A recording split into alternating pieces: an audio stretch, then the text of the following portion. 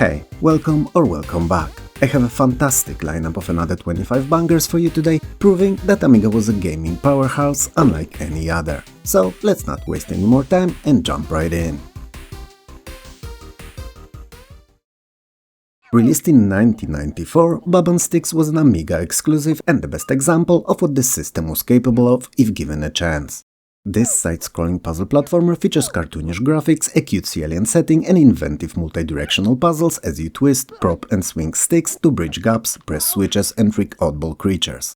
The playful story follows Bubba and his sentient stick Stix after a crash landing on a strange world, tasking them with collecting ship parts, repairing the craft and escaping back home.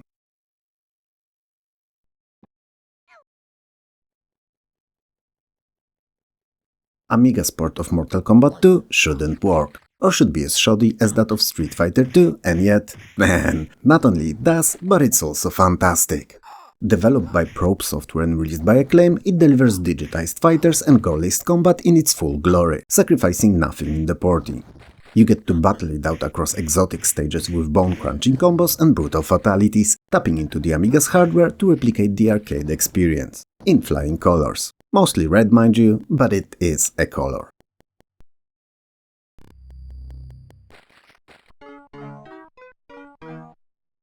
The Bard's Tale Tales of the Unknown is a classic party-based RPG and the beginning of a pretty awesome series. You assemble a motley crew of heroes, fighters, mages, rogues, and yes, even bards, to brave the twisting, trap-laden corridors beneath Skara Brae.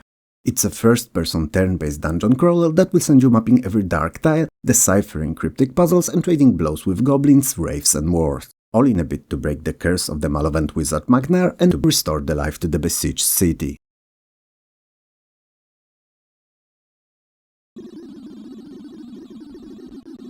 Deuteros was a dream. To my kid self it was, that is. It's a sci-fi space team strategy in which you're in control of our solar system when it's on its last legs, and it's up to you to bring it back to its former glory and prepare it for the incoming invasion of the mysterious alien forces. So you'll mine on Mars, Titan and beyond, you'll manage resources, research new technologies and colonize planets. Then you'll try to rebuild our fleets to eventually create a true interstellar empire ready for anything that the space may throw at it. It's a spreadsheets meet starships kind of a game, and it's definitely worth your time.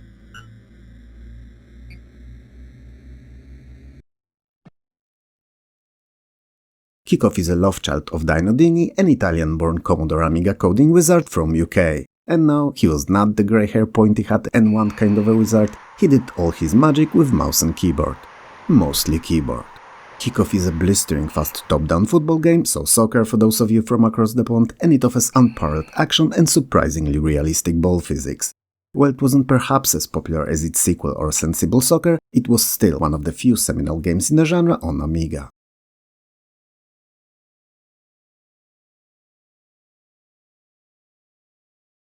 In Theme Park, you're the mastermind of a wacky amusement empire. Lay down coasters, bumper cars and snack stalls, hire staff to keep things spotless and running, then tweak prices and budgets to turn a tidy profit. Glitches and weather quirks will keep you on your toes, but nothing beats the thrill of watching your park thrive and your pockets fill up with green men of history time. Make sure to comment if you got the reference.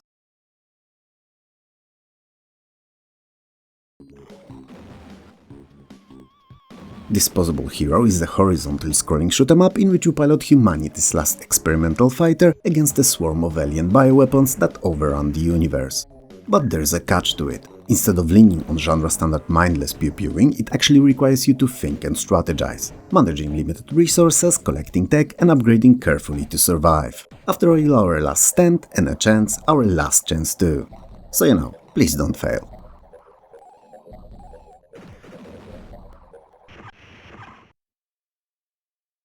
Nuclear War, released in 1989 by New World Computing, is a cheeky single-player turn-based strategy where you choose from 10 absurd cartoon versions of the 20th century world leaders. You face AI rivals with propaganda and shifting alliances, then move into the arsenal phase to prep bombers or missiles and schedule devastating launches. Watching nukes crawl toward their targets, sometimes with surprising twists, adds real heat, but beware, losing your last city means instant game over. But if you manage to wipe out all others, you'll reign supreme over a glowing irradiated wasteland.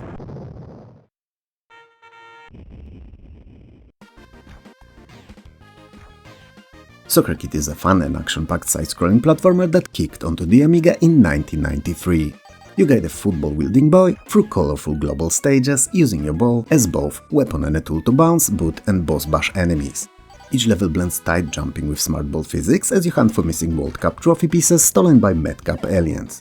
With cheerful graphics and toe-tapping tune, it's a joyous adventure for cold autumn afternoons.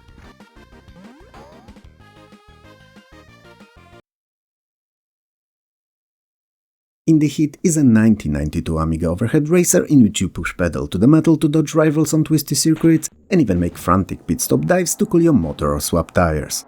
Money earned in racers can be spent on engine tweaks and fresh spares. But most of all, you can ignore the single-player career altogether, grab a buddy and jump into simultaneous multiplayer. While Indy Heat is not the most creative of the games in the genre, it is very solid and complete feeling package, and fans of the overhead racing will no doubt love it.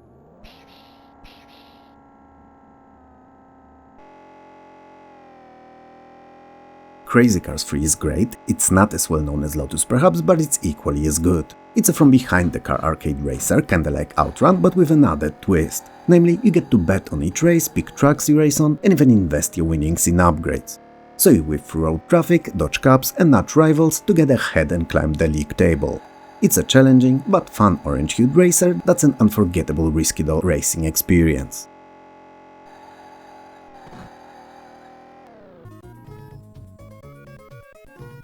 Leander is a 1991 Amiga platformer from Psygnosis that cast you as a valiant knight on a quest to rescue Princess Lucana from the evil wizard Thanatos. So you leap, fight and explore through 21 levels spread across 3 worlds as you collect coins, upgrade armor, buy new weapons and powerful items and fight off fantasy creatures. You must also avoid or deal with skull icons that summon Thanatos' eternal presence, one of the deadliest threats in the game. While the level themes vary, the game's luscious graphics and moody soundtrack make it a memorable experience and a solid example of Amiga platforming at its best.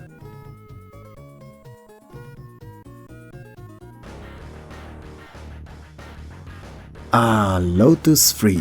Perhaps not the best outing in its own series, but it's still an example of a premier quality racing on the Amiga. Think Outrun, but if it was made with an Amiga hardware in mind, using its capabilities to the fullest. Solid animated sprites, scaling, scrolling colors, earwormy soundtrack, you know, the whole shebang.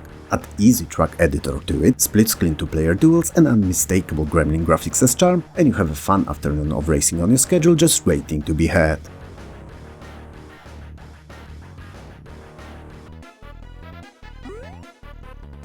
Arabian Nights is an Amiga exclusive platformer that, I shit you not, is one of the most overlooked and underappreciated games on the system. It's genuinely innovative, mixing environmental puzzling with platforming and serving a very satisfying Arabian-themed adventure experience. So you dash, bounce and pounce through lush side-scrolling levels, desert dunes, lush forests, icy caverns and clunky minecarts, among others. Charming narration hints at hidden secrets, while clever boss battles keep you on your toes. It's also a pixel-perfect feast for the senses that looks as good as it plays.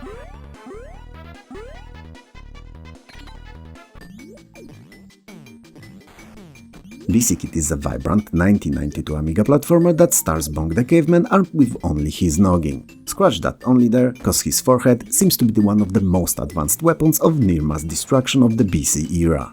So you scuttle, hop, climb and smash your way through lush jungles, volcanic caverns and picturesque fields, fighting a whole plethora of thematically fitting dinos and enemies. Why does he do all that, you may wonder? Well, the wicked King Drool kidnapped Princess Za, and it's up to our bold little hero to save her, one headbutt at a time.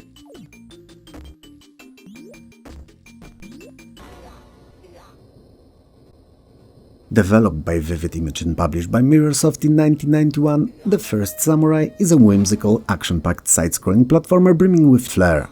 You play a lone samurai on a playful quest to thwart a sinister warlock intent on unleashing chaos. Armed with a trusty katana and magic fireballs, you dash across lush forests, frozen wastes and fiery dungeons. With simple, one-button controls, each stage delivers challenging jumps, cunning foes and satisfying sword-swinging mayhem. Also, I always sucked at it, but that's kind of a me problem.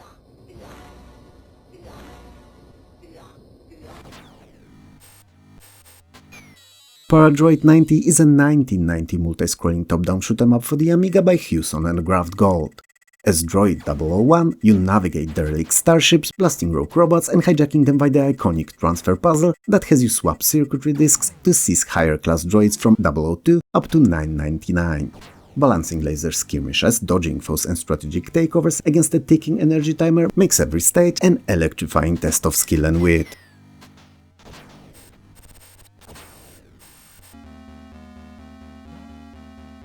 Parasol Stars is the follow-up to Rainbow Islands and technically the third game in the Bubble Bobble family. You control Bubby and Bobby, or just one of them if you're alone, across colorful, usually single-screen levels. You wield magic parasols to stun, block or throw enemies, collect elemental droplets which combine into special attacks, and occasionally use stunned enemies or other tools to maneuver. The plot involves the brothers using the parasols to save neighboring planets from the evil Chaostican and restore peaceful order. With charming graphics, upbeat music and co-op fun, it's a whimsical platformer with both action and strategy.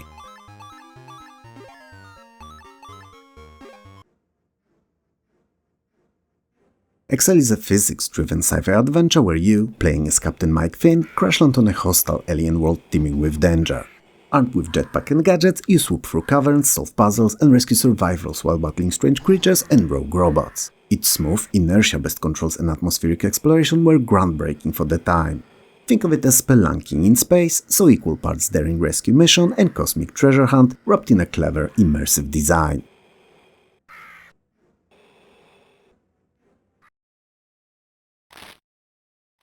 Putty is a quirky platformer starring Blue, stretchy blob with a knack for bouncing, squishing and punching his way through danger. Sounds like fun, doesn't it? Well, it is.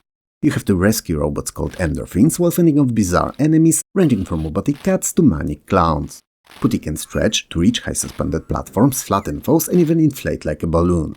There is no real plot to Putty. And it's fine, there doesn't need to be one, just gleeful chaos, oddball humor and delightfully squishy gameplays that made it stand out at the time.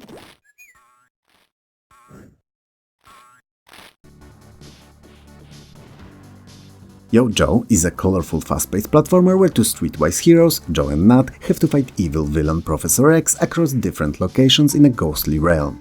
So you punch, jump and climb your way through quirky levels packed with traps, enemies and secrets.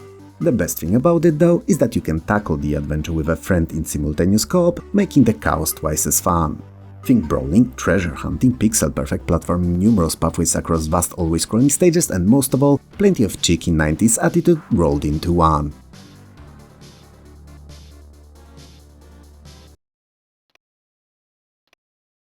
Scorched Tanks is easily the best artillery-like game on the Amiga that's not Worms.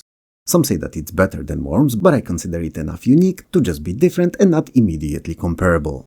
It's a delightfully chaotic multiplayer romp where players lob explosive shots across destructible landscapes. Up to 4 friends or AI counterparts take turns carefully aiming and adjusting power, hoping for the perfect hit, or dealing with a spectacular misfire. Strategy plays a key role when shopping too, as you get to pick from a vast arsenal of wacky weapons, shields and gadgets between rounds, and having good weapons is as important as good shield.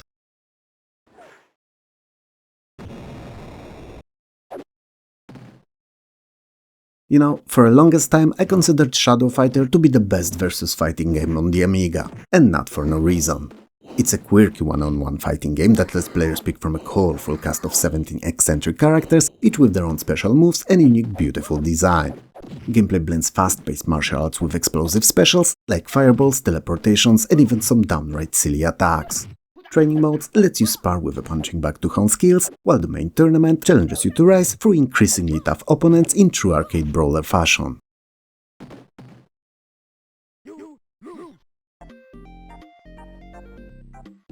Wizkid, The Story of Wizball 2 is the official sequel to 1987 classic Wizball, cranked up to the absolute max.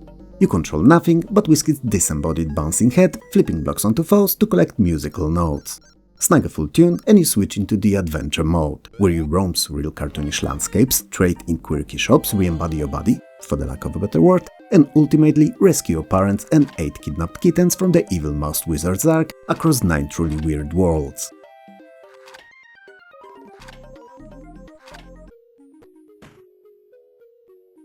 If I had $1 for every time I talk about Pushover, I'd probably have $10, and that's like a pretty decent burger. But I don't, so no love for me, Dr. Jones. Anyway, Pushover is a unique puzzler starring GI Ant, an ant soldier on a mission to rescue Colin Curry's lost gypsy quavers.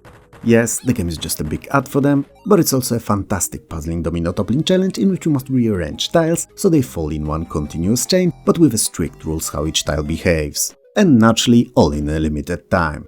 It's equal parts brain teaser and cute pixelated graphics.